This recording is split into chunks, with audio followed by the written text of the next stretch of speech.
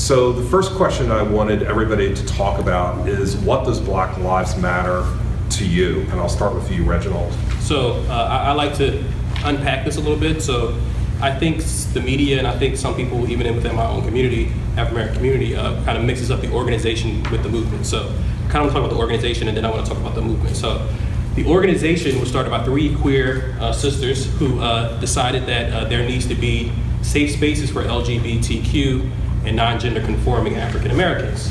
In addition to that, they also do want to have a focus on a safe space for people of color, but also it's kind of like they're focusing on that. So I think personally there needs to be a space for that. For example, there's in Philadelphia there's been quite a few transgendered African Americans who've been murdered, and the media hasn't put much stock into it.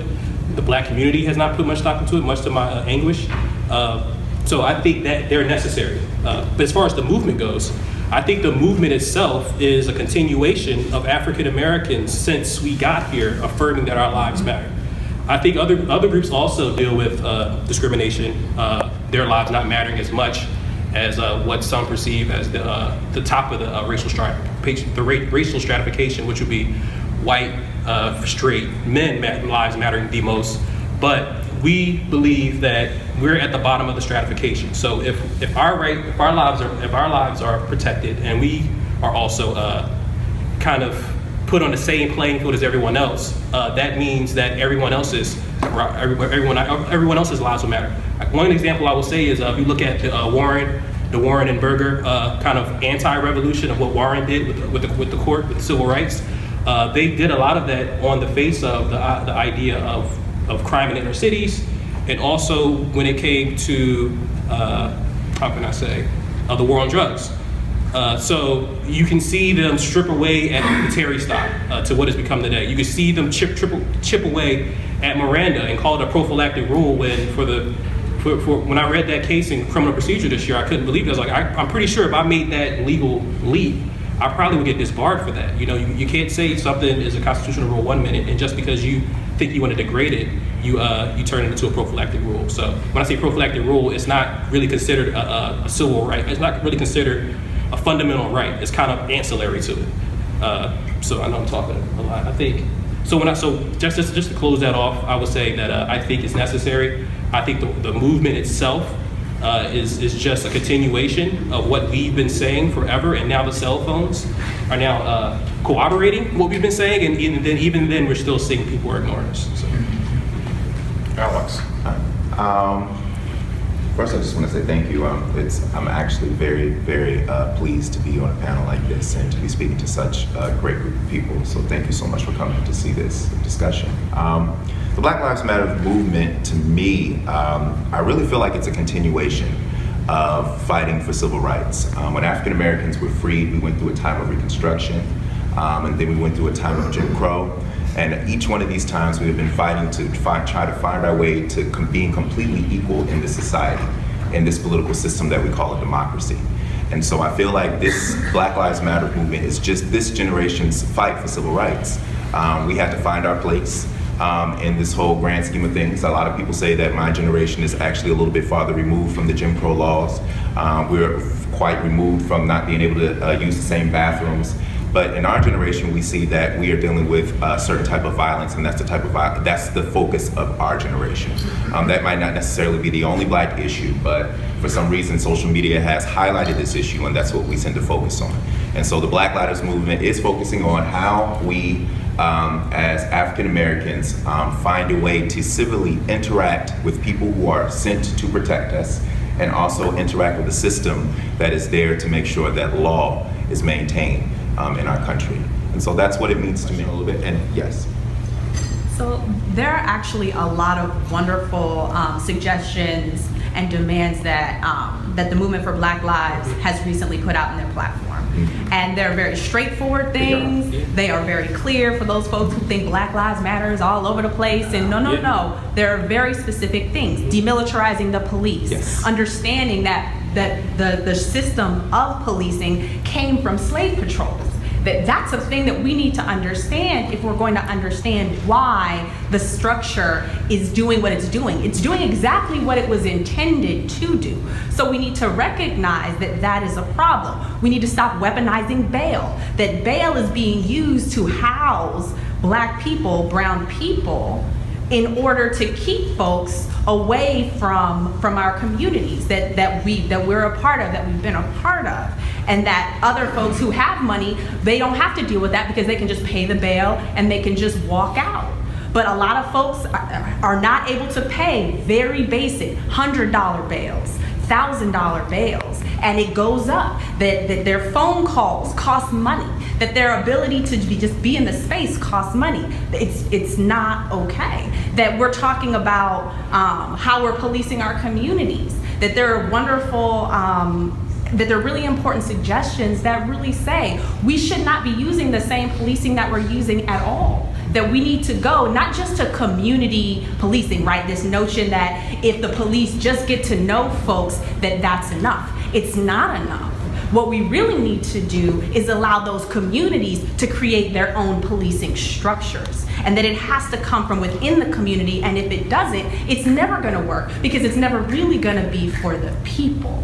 That there are so many examples, and if you go on to the Movement for Black Lives and look at the platform, you can actually see some wonderful examples that are very concrete. Yeah, that was actually one of the questions that we had was what can non-Black people, especially lawyers and law students, because of who's here today, do to help the Black Lives Matter movement? Well, it's you got to be out of the closet about not being racist.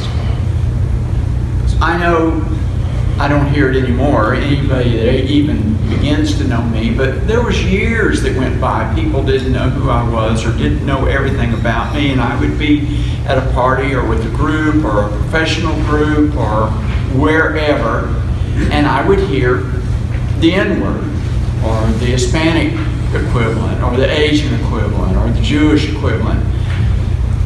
And most of us, okay, we don't want to make a scene and we don't want to cause a problem, so we just let it slide. Bullshit.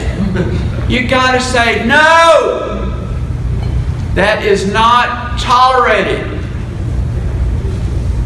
That's one of the best things you can do, is come out of the closet that you are not going to put up with any form of racism in your presence, period. It's uncomfortable.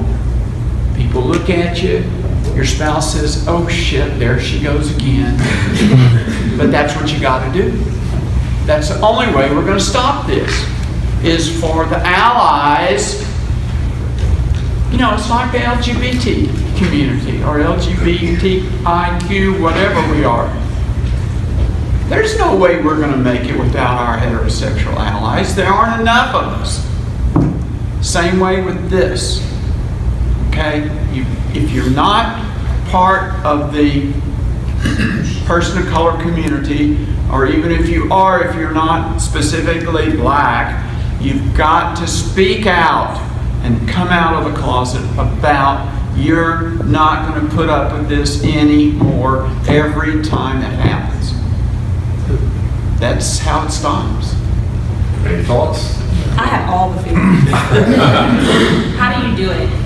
Use your resources, meaning your money. That there is a lot of economic injustice that is happening. And speaking with your dollars, giving to organizations that are doing the work is really, really important. Also, being comfortable with being uncomfortable, to kind of piggyback off of what was just said. That it's extremely important that when you speak up, if someone tells you what you're saying is not okay, honoring that. I think there's a lot of discomfort within allied communities of, well, I don't understand, you're fighting me, don't fight me, I'm the one that's trying to help you, right? But being able to recognize that there will be times where as an ally, you do not have that lived experience and therefore cannot necessarily understand the nuance of discrimination is really important. You show up, if there's no one else to speak, you speak, It's like being an intern. You go get coffee when you're told to, right? You speak when you're told to, but when you're told to sit down, you sit down. And that's really, really important, being able to be in that uncomfortable space. And I will just quickly add to that, organize uncomfortable discussions like this among people, because again, these conversations aren't held enough because they do make people uncomfortable. I always say, I piggyback on the dollars thing. Two things that politicians respect, that's money and votes. And so if you look at the politicians and look at some of their platforms and see what they represent as far as, and what line, where they draw their line in the sand and what side they stand on in these issues, you do your best to either fund or defund their campaigns, or find a way to vote for or have other people not vote for those types of politicians who do not have these things on their agenda, who try to skirt around it or act like black is a cuss word, or indigenous people are a cuss word, because there are politicians that are out there, they will refuse to say specific things because they don't want to offend other people. And we need politicians out there who are, one, ready to stand up for the cause, understand what the issue is, and are willing to fight for making policies that will make the situations better. And then also, like you were saying, organizing. One of the things that help protest is actually bodies. If you have one or two people out there protesting a specific issue, nobody is really going to pay attention to you.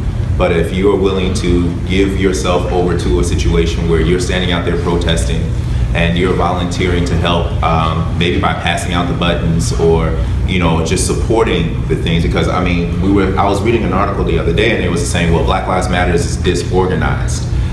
It's a young organization. And you have to let young organizations go through their growing pains. You have to let a young organization learn how to be a substantial organization. It's not going to do it all in 1 year. It's going to take a couple of years for them to create a structure that's going to be effective. And so lending your abilities, lending your advice to organizations like this so that it can be successful, instead of just criticizing what you feel like is wrong with it. So those are ways that I always say that you can definitely help. I see two hands first. Actually, there's a bunch. How about if we let Reginald speak first, and then we'll go to. I was going to talk about law school because I'm in law school right now, and I think I'm unique. I'm a full-time day student who's 33 years old, so I have a lot of patience and also a lot of courage to speak up in class. I think as an ally, especially in law school, for professors, I think have to create safe spaces for younger students who don't have the heart that I have, who don't scare easily, to speak up. But I think as law students, maybe we can get law students to actually come. Even if I've gotten Facebook messages from people like, I'm really worried of saying this out loud in class, but I agree with you 100%. So when I get out there and if I become partner somewhere, I'm going to think differently now about hiring African Americans into spaces that they don't have access to, or some people they have access to. I think little things like that could be the thing that changes the dynamic. That's all I'm saying. Okay, there were a few hands. First.